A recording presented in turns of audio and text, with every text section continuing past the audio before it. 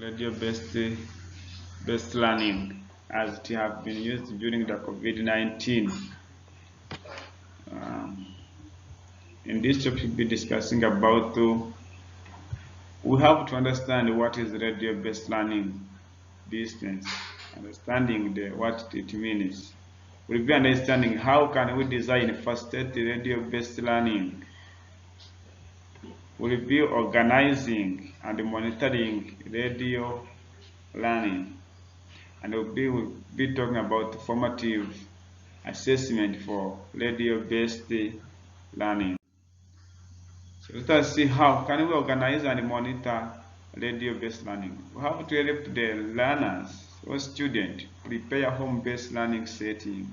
As a teacher, you have to guide the learners. How can we organize this setting? At what time should be learning? And then at what kind of assessment would be done? The second will be distributing supporting document, distribution of the supporting material. Like you can use any other ICT tool to send document. Like you can send books. You can send books for reading. You can even give them a quiz. You can give them assignment. You can encourage them group discussion. Whatever, it will be easy for them to understand the content. Another thing, you have to organize the feedback. You have to collect feedback to check these students have learned or just they are not learning. So you have to get feedback from the parents, from the caregivers, and whoever is supporting the children. So understanding radio-based distance learning. The radio-based teaching has facilitated education long periods of time in various permutations, which was summarized here as we have traditional radio, we have interactive radio, and we have postcode. So how can we design? Designing and facilitating radio-based distance learning. We have to consider technology lead lines. Before designing the radio, you have to know at what location and what channel are being used in that location. For example, you may design to teach through the radio, and you may find that some of the learners are not getting connection to that channel, and it become a problem. So you have to adjust also like a cultural objectives and depth of the learning content according to the limitation of the radio program. So here we have to say that according to how you have programmed your teaching, you have also to adjust the length of the content, and you have also to change objectives depending on the limitation. As you have seen, you have to observe what will be the limitation, what will be the success, and then you adjust accordingly. You have also to organize or to prepare the study calendar and the checklist for the students. So now we have also to organize what we call formative. As we know, there is no learning without assessing. You have to assess whether the learners have understood what is being taught. So here we have, like, let us say, formative assessment. You have to promote the support student to contact themselves. Here you just encourage the learners to make their self-evaluation, to take their time for making revision and try to solve problems in the learning material. Number 2, you have also to design formative exercises. And here, you remember we are talking about radio. So you can organize an assessment or as exercises. You send the students through maybe from a WhatsApp group. You can send them using the email. You can also send them, you can use any way of assessing.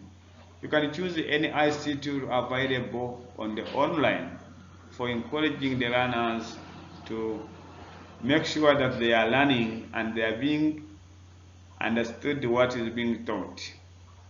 So number 3 say encourage the remote pure collaboration. as the ICT is encouraged during this 21st century. So learners have to work collaboratively. They have some group WhatsApp. They have other tool where they can create a remote collaboration that they have share ideas and challenges. They can also challenge themselves through the groups, whether they are gaining knowledge. Use accessible tool to collect submission from the students. Now remember, we are talking about assessment, and you need to know how the students are engaged in the content. So you give them a task, and then you have to find how can you collect the feedback from the student. Here we have many ways you may create a group. You can create a group WhatsApp. You can create their Facebook page. You can create whatever, so that you can get information on whatever they are doing. You can share information with them. Now we have tips for assessing. We have the ROARO and the connectivity. Now we can also plan for use of the radio during COVID-19. It was advisable to plan a strategic that moves away from the rapid response towards the long-term improving to infrastructure. Choose radio programs that are relevant to the national curriculum. Here, when you are designing or you are planning to use a radio program, you have to choose a radio that is basing on what is taught on a certain country. Then maintain such a practice after school reopen. I have also asked myself, as the new challenge has come and we are now reopening the school, so we have to maintain this radio learning program so that we are just developing the thinking capacity, the orientation that we can learn anywhere, not only learning that we have to learn it because we are with a teacher. We can also learn through other tools. You can learn using television, but we have to have internal motivation that we have to learn, not only that we are with teacher. So working with other teachers and parents.